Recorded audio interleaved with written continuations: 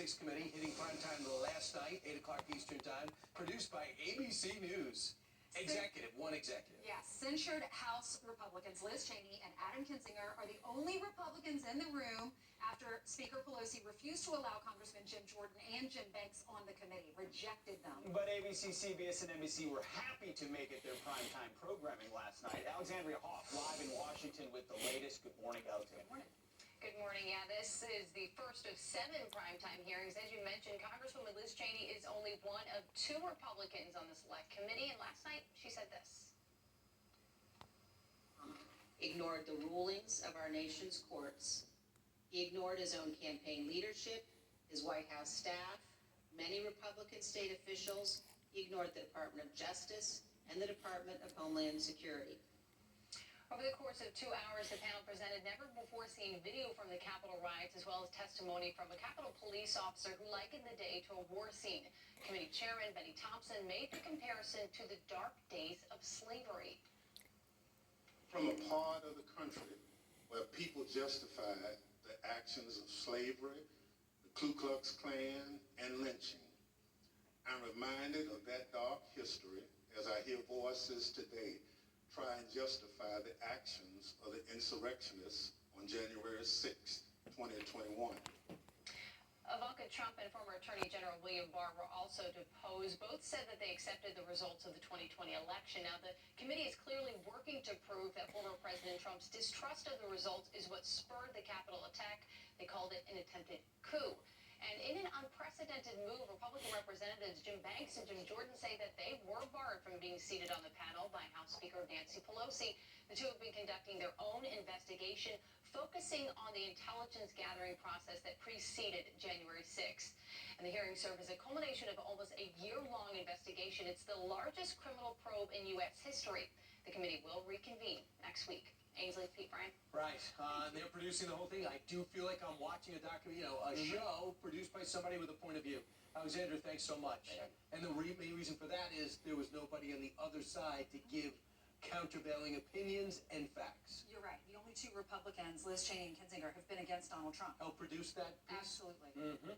Well, the reason there wasn't another side is because Nancy Pelosi didn't accept the choices that were made from the Republican side in who that would be. And one of those people was Representative Jim Banks, Republican from Indiana, Republican Study Committee Chairman, House Armed Services Committee as well. Thank you so much for being here, sir. Your reaction to the production that was last night? Well, last night's hearing was a primetime dud. Nothing came out of it that we didn't know before. It didn't change anybody's minds. At the end of the day, this committee is trying to prosecute Donald Trump for crimes that he did not commit. And last night proved that they don't have any evidence that shows anything that's different than that. They want to throw Donald Trump in jail if they can't get that done. They want to prevent his name from appearing on the ballot. They want to continue to use this committee process as a way to attack their political opponents. But we also learned from reports over the weekend that this committee is actually going to come out and recommend for abolishing the Electoral College and to advance the radical election agenda of the Democrats to nationalize, federalize elections, to move all states toward mail-in ballots. That's what this committee is really all about. It's not about investigating January 6th. You know, Congressman, I've heard a lot of Republicans say they're not telling us the whole story. There was a lot that happened that they don't want to be released to the public, including like Kash Patel said under oath, Christopher Miller and Mark Meadows and Donald Trump said under oath that 2 days before this, that they were doing everything in their power, that the president did ask for 20,000 National Guard troops to be there around the Capitol for safety reasons, and that Nancy Pelosi and the mayor of D.C. and the sergeant of arms did not allow that to happen. They denied the National Guard, and a written refusal is. Tell us more about that. What are they not telling us that if we talk to Republicans, they would say? Well, that's why we say this is a cover-up. This committee is a cover-up. It's not just a cover-up from distracting from the issues that the American people are demanding that we focus on, like $5.25 a gallon of gas in my hometown in Columbia City, Indiana.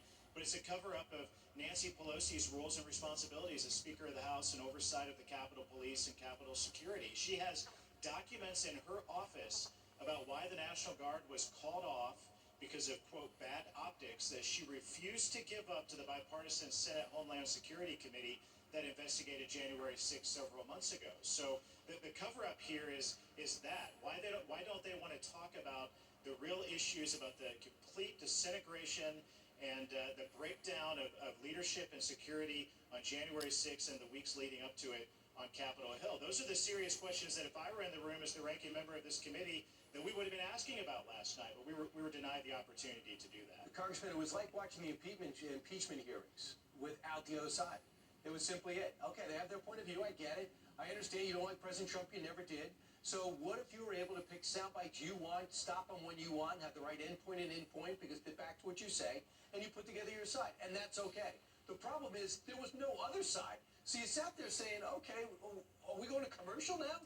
So no one says it was a good move to storm the Capitol. The video is horrendous. Anytime law enforcement's beaten, I'm against it to the nth degree. But the other thing they forgot to do, if Donald Trump planned this, it didn't come up at the family dinner to Eric and Don Jr. because they had no idea this would happen. And in fact, the text messages that were released to the public show that Don Jr. was calling back and goes, we got to stop this. What's happening here? This was not the intent. That would have been the pushback to show you that nobody wanted the breach of the Capitol. But they're not going to have this opportunity. And I think it actually hurts their cause. It really does. Never forget that Donald Trump, in his speech, said, go down to the Capitol and patriotically and peacefully make your voice heard. I can't get over those words. Wasn't included. Was not included. They won't present that part of his speech to the American people.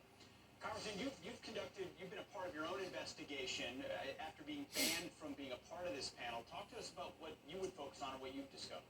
Well, we've discovered serious and real issues related to the breakdown of leadership within the top ranks of the Capitol Police. Remember that right after January 6th, the Capitol Police rank-and-file members got together and over 90% of them voted no confidence in their department's leadership. I mean, the head of the Capitol Police Union told me that they weren't prepared for what happened on January 6th because the intelligence never got to them.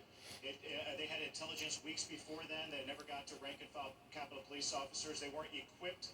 They had outdated and faulty equipment. The rioters had better equipment than they did. They weren't trained for a riot, even after all the riots in Washington, D.C., the BLM riots in the summer of 2020. So those are the real issues that our report is going to tackle, how to fix those issues, and how to inform the next speaker, Kevin McCarthy, and how to do a much better job to secure the Capitol and take those issues more seriously than Nancy Pelosi ever did.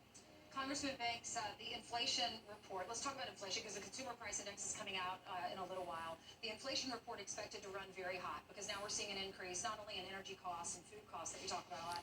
Now rent costs are going up and gas prices went up again today. Yesterday, $4.97. Today, the average price, some states are higher, $4.98. What's your reaction? Well, going back to last night, these Democrats are so obsessed with Donald Trump that they are completely incapable of addressing the real issues that the American people care about, like gas prices and inflation. This inflation report today is going to prove once again that it's the Democrats' policies all across the board that means that it's costing you more money to go to the grocery store, to fill up your gas tank, and just to pay your bills and live your life. So from erasing student loans to their so-called Build Back Better plan, the radical climate change agenda, all of this has contributed to this massive growth in inflation and gas prices. We're not going to let them off the hook for it, but it's only going to continue to get worse as long as these Democrats are in control. All right, here's